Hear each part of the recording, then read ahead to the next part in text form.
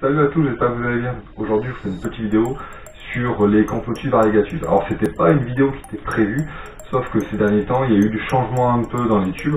Donc, voilà, je me suis dit, allez, il faut en faire une petite vidéo. En fait, à la base, quand j'ai acheté les Camphotus variegatus, j'avais acheté deux tubes rechargeables standard de base. Donc, un avec où j'avais mis un bouchon de silicone et l'autre où je n'avais rien mis. Et je voulais voir un petit peu. Comme je ne connaissais pas du tout l'espèce, et comme on ne trouve pas trop de renseignements dessus, je ne savais pas trop vers où partir, donc je me suis dit je vais prendre un tube où il y aura une grosse hygrométrie, et un tube où il y aura moins d'hygrométrie. Et en fait, très vite, je me suis aperçu qu'elle partait du côté où il y avait beaucoup d'hygrométrie.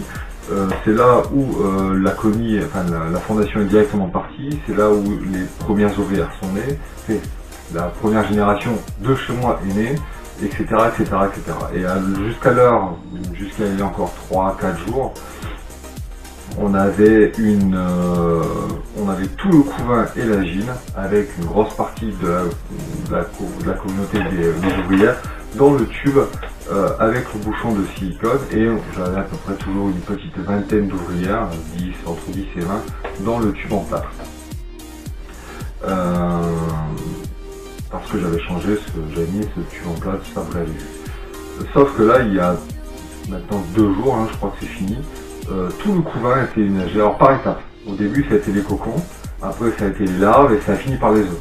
Pourquoi dans cet ordre-là, je sais pas. Est-ce que à chaque fois il a regardé s'il y avait assez de place ou quoi. Il y a encore de la place dans les tubes, mais petit à petit, tout a déménagé du tube avec le bouchon de silicone jusqu'au tube en plâtre. Alors d'aujourd'hui, vous allez le voir après, j'ai l'intégralité du couvain dans le tube en plâtre, chose qui m'a étonné parce que l'ouverture du tube plâtre est assez grosse et j'avais l'impression qu'elle préférait l'autre pour ce côté un peu confinement. Et dans le tube où j'ai le bouchon de silicone, mais là j'ai toujours la gine avec une petite bonne quinzaine d'ouvrières. Alors pourquoi ils s'organisent comme ça, je sais pas, et ça, voilà, ça laisse un peu voir les évolutions au fil du temps, et je me dis que par la suite, quand il y aura un nid, quand il y aura d'autres choses, il y aura encore d'autres mouvements du couvain et de la communauté. Donc on passe directement à côté. Alors nous voilà avec notre petite colonie de variegatus. Donc là voilà, on a passé le stade de la fondation, là on est vraiment à la colonie. Il y a passé, il doit y avoir 60 ou 70 ouvrières maintenant. Donc jusqu'à présent, tout se passait dans ce tube. La gine que vous voyez juste là, derrière mon doigt, enfin devant mon doigt plutôt, et tout le couvain était là. Et là, ces derniers temps, elles ont commencé petit à petit à mettre du couvain ici. Jusqu'à, depuis, je crois que c'est hier ou avant-hier que c'est fini, tout le couvain s'est retrouvé ici.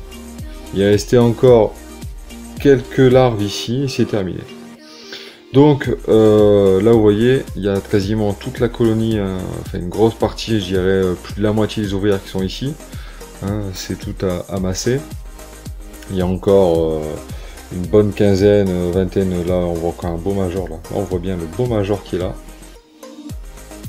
Il y a une quinzaine, une vingtaine d'ouvrières là-bas et après il y en a dans l'aire de chasse. Donc ça c'est une petite aire de chasse que je vous ai montré. Voilà. Donc il y a toujours du monde dans l'aire de chasse maintenant. Ça il n'y a pas de souci. Donc malgré le bouchon de silicone, ce qui au début je pense leur conférait un sentiment de sécurité, mais maintenant voilà, la colonie devient grosse, donc il faut s'organiser, ils pouvaient pas tout laisser ensemble, voilà. Pourquoi d'un seul coup? Parce qu'au début ils avaient déménagé que certains éléments du couvain, on avait que les cocons. Une fois qu'il n'y a plus de cocons, ils se sont attaqués aux larves et pour finir par les œufs. Bon, j'ai rajouté la lumière et ça se voit. Donc on va essayer de faire des plans un peu plus près. Donc là je suis avec le portable. Ça fait des vues qui sont sympas. Alors, vous voyez le couvain qui est énorme, des larves. Là il y a une belle grappe d'œufs. Et c'est vrai que c'est une espèce... je pense qu'elle vaut les Nicobarensis en termes de croissance. Elles ont vraiment voilà, c'est une fourmi qui est différente, mais moi je la trouve super belle. Regardez, vous avez une grosse grappe d'œufs là-bas, il y a plein de larves, il y a des concombre de partout. Donc ça c'est une colonie qui d'ici peu va devoir quitter ces tubes et arriver et partir dans un vrai nid, quoi. Alors là, c'est un peu plus compliqué de faire d'aller plus loin avec ce téléphone.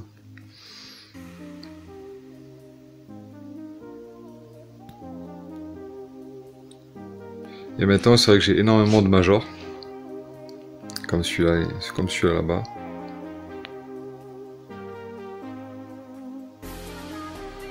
On voit cette jean, ce major, là vous avez tout là. L'ouvrière de base, le major et la jean. Et là tout est agglutiné là.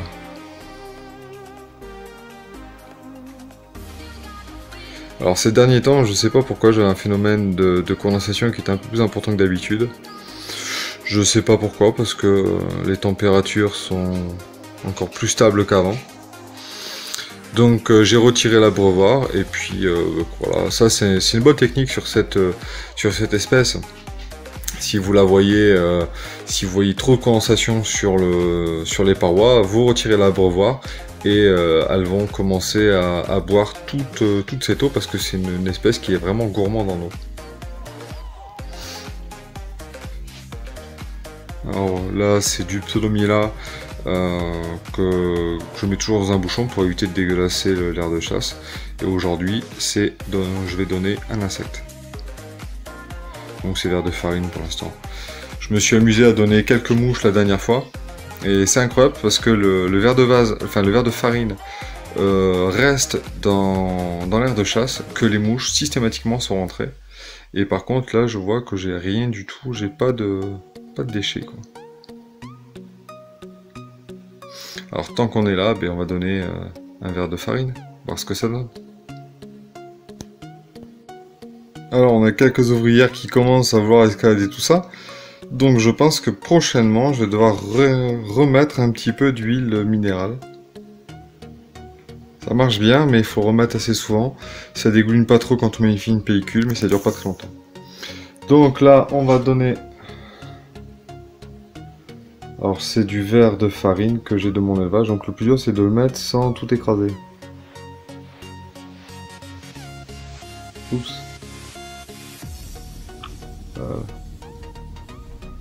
Pas évident à mettre, hein. Et voilà.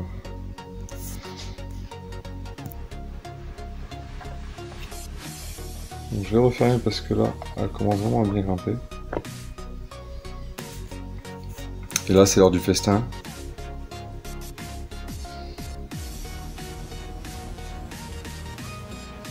Il y a toujours une qui commence à faire l'escalade devant. Et en plus, elle est pas vieille, ça.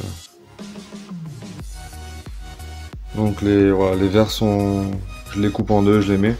Avant j'en mettais qu'un morceau, mais maintenant c'est que la colonie est assez grosse, donc il me les vidait entièrement, quoi. Donc, je vais remettre un peu de lumière, on verra un peu mieux. Voilà, avec de la lumière ça fait quelques reflets, mais au moins on voit un peu mieux. Donc c'est vrai que les parois, elles me dégueulassent les parois très très vite.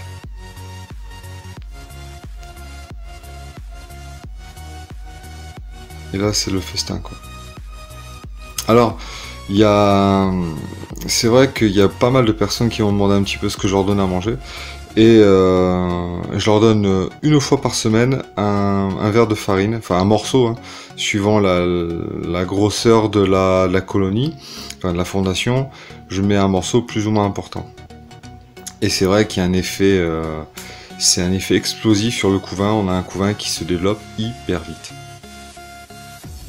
Donc les variegatus, c'est pas bien compliqué. Milieu humide, beaucoup de chaleur. Enfin, ouais, donc là je chauffe aux alentours des 28.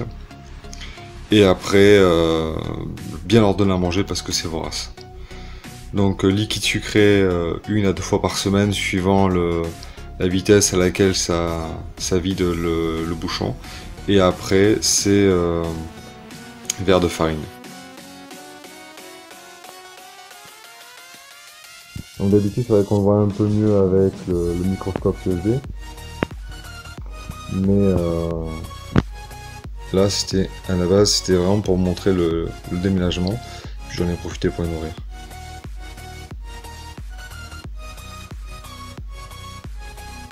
Donc là vous voyez, dans peu de temps là, on va rajouter un paquet d'ouvrières aux effectifs quoi.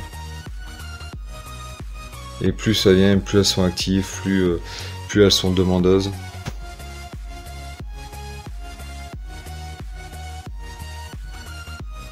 Donc vous avez vu l'évolution des variegatus, c'est vrai que c'est une fourmi qui bouge énormément. Et je voudrais revenir justement sur un point, c'est qu'on dit toujours aux nouveaux de commencer par des fourmis endémiques comme la Suisse niger, des Flavus ou des Camplotus vagus, des choses comme ça, ou la Messor barbarus. Oui, c'est vrai, parce qu'à chaque fois on a peur que comme on est nouveau, qu'on fasse pas gaffe et qu'il y ait des évasions, et puis bon, il y a toujours le côté invasif des espèces et tout. Oui, ça, il n'y a pas de souci. Mais je pense que si on fait un minimum attention, hein, qu'on achète déjà une aire de chasse avec un plafond périphérique et un couvercle, et déjà ça limite la casse. Là vous l'avez vu sur les vidéos, sur la séquence, il y a des fourmis qui essaient de se sauver, c'est vrai, hein, mais tout autour j'ai déjà une barrière d'huile minérale. Et après j'ai le couvercle avec une grille, micro-grille, donc il n'y a aucune fuite de possible. Donc je pense que c'est dommage de rester absolument sur une fourmi endémique et de se priver ce plaisir de voir évoluer des Camplotus ou même hein, des espèces exotiques qui sont magnifiques à voir. Donc j'irai pas recommander par exemple une Turkestanus ou une Petchelkoi en premier achat parce que c'est des Camplotus qui sont bien plus délicates ou avec des développements bien plus longs. Mais une Nicobaratis, une Variegatus qui est un peu moins connue, c'est des espèces qui sont à développement rapide, qui sont très intéressantes à observer, ça bouge tout le temps, voilà. Donc réfléchissez à vos achats, mais ne vous privez pas d'une fourmi exotique parce que vous êtes débutant. Il faut juste faire attention, c'est comme les serpents, il faut faire attention, il faut prendre un maximum de renseignements.